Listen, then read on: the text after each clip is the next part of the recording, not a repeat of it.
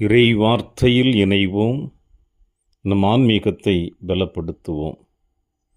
கிறிஸ்து இயேசுவில் எனக்கு பிரியமான அன்பு சகோதர சகோதரிகளே,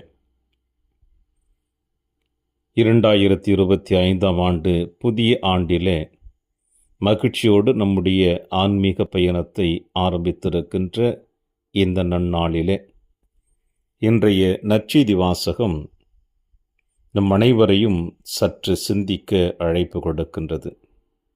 ஏனென்றால் சமுதாயத்தில் அங்கீகாரம் என்பது ஒவ்வொரு மனிதனும் எதிர்பார்க்கின்ற ஒன்றுதான். ஏதாவது ஒரு விதத்தில் தன்னை யார் என்று அடையாளப்படுத்தி கொள்ள விரும்புகின்ற உலகம்தான் இன்றைய உலகம். அதில் நீங்களும் நானும் பல நேரங்களிலே நம்மையும் அந்த விதத்தில் அடையாளப்படுத்தி கொள்ள விரும்புவது இயற்கையாக இருக்கின்றது. அந்த வரிசையில் பார்க்கின்ற பொழுது இன்றைய நற்செய்தி வாசகத்தில் திருமுழுக்கு யோவானை பார்த்து யூதர்கள், குருக்கள், லேவியர்கள் இந்த கேள்வியை எழுப்புகிறார்கள். நீர் யார் என்ற கேள்வி. திருமுழுக்கு யோவான் இந்த கேள்விக்கு தெளிவான பதிலை கொடுப்பதைத்தான் இன்றைய நற்செய்தி வாசகம் நமக்கு கொடுக்கின்றது.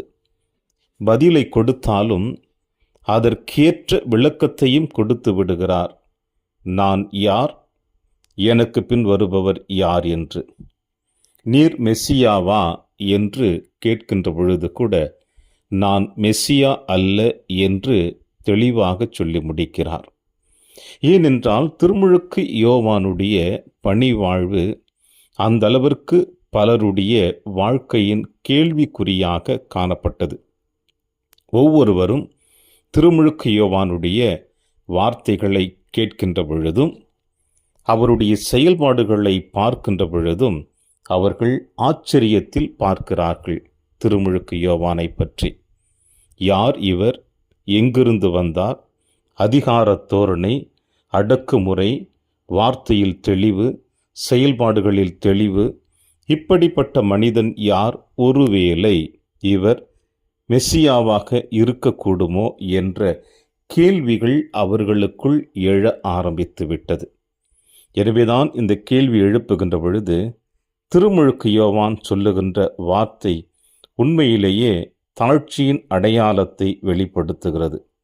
என்னவென்றால், ஆண்டவருக்காக வழியை செம்மையாக்குங்கள் என பாலை நிலத்தில் ஒரு குரல் கேட்கிறது என்று இறைவாக்கினர் எசையா உரைத்தது என்னை பற்றியே என்று சொல்லுகிறார். நான் மெஸ்ஸியாவோ எலியாவோ வரவேண்டிய இறைவாக்கினரோ அல்லவென்றால் ஏன் திருமுழுக்கு கொடுக்கிறீர் என்ற கேள்விக்கும் அவர்கள் பதில் கொடுக்கின்றார். நான் தண்ணீரால் திருமுழுக்கு கொடுக்கிறேன், நீங்கள் அறியாத ஒருவர் உங்களிடையே நின்று கொண்டிருக்கின்றார், அவர் ஆவியினால் உங்களுக்கு திருமுழுக்கு கொடுப்பார், அவருடைய மிதியடிவாரை அவிழ்க்கக்கூட எனக்கு தகுதி இல்லை என்று சொல்லி முடிக்கிறார் இன்றைய நற்செய்தி வாசகத்தின் வழியாக. பிரியமான அன்பு சகோதர சகோதரிகளே, நேற்றைய தினத்தில் அன்னை மரியாள் இறைவனின் தாய் என்கின்ற ஆன்மீக சிந்தனையோடு நம்முடைய ஆன்மீக பயணத்தை தொடர்ந்தோம். இந்த உலகத்தில் இருக்கின்ற எந்த ஒரு பெண்ணுக்கும் கிடைத்து விடாத ஒரு அற்புதமான ஆசீர்வாதம் நம் அன்னை மரியாளுக்கு கிடைத்தது. அதை அன்னை மரியாள் எப்படி தன் வாழ்வு முழுவதுமாக பயன்படுத்தி நம் அனைவருடைய மீட்பிற்காக தன்னை அர்ப்பணித்தாலோ, அதேபோல திருமுழுக்கு யோவானும் இறைவனால் அந்த பெற்றோருக்கு கொடுக்கப்பட்ட ஒரு பெரும் ஆசீர்வாதமாக இருந்தாலும், தாயின் கருவறையில் இருக்கின்ற பொழுதே ஆண்டவர் இயேசு கிறிஸ்துவை நன்கு அறிந்து தெரிந்து அங்கே திருமுழுக்கு யோவான் ஆண்டவருடைய பாதையை செம்மைப்படுத்த வந்தவன் நான் என்று தன்னை அறிமுகப்படுத்துகிறார். திருமுழுக்கு யோவான் அவருடைய மிதியடிவாரை அவிழ்க்கக்கூட எனக்கு தகுதியில்லை என்று தன்னை தாழ்த்தி கொள்கிறார். அவரை யூத சமுதாயம், மதகுருக்கள் அனைவரும் வந்து கேட்கின்ற பொழுது நீர் யார் என்ற கேள்வி எழுப்புகின்ற பொழுது சமுதாயத்தின் மத்தியிலே அவர் உயர்ந்தவராக காணப்படுகின்ற பொழுது அவருக்குள் ஒரு எழுந்த சாதாரணமாக எண்ணமாக இருந்திருந்தால் ஒருவேளை தன்னை உயர்த்தி தனக்கு தேவையான எல்லா விதமான வசதிகளையும் வாய்ப்புகளையும் பெற்றிருக்கலாம்.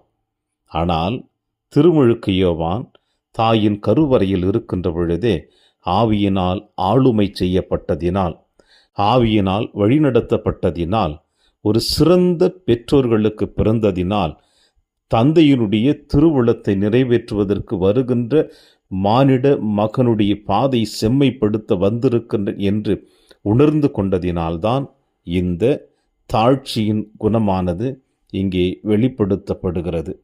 பிரியமான அன்பின் தேவ பிள்ளைகளே, ஆண்டின் முதல் நாளிலே அன்னை மரியாளுடைய தாழ்ச்சி, இரண்டாம் நாளிலே திருமுழுக்கு யோவானுடைய தாழ்ச்சி என்று இந்த இரண்டு உள்ளங்களுடைய தாழ்ச்சியின் மனநிலையை நமக்கு வெளிப்படுத்துகின்ற பொழுது உண்மையிலேயே நாம் அனைவருமே பேறு பெற்றவர்கள், ஆசீர்வதிக்கப்பட்டவர்கள், இதில் எந்த குறைவும் இல்லாமல் நிறைவாக இருக்க வேண்டும் என்றுதான் அன்னையாம் திரு அவை நம் அனைவருக்கும் அழைப்பு கொடுக்கிறது.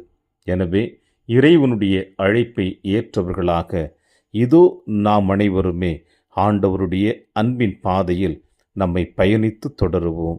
இறையாசீர் என்றும் உங்களோடு.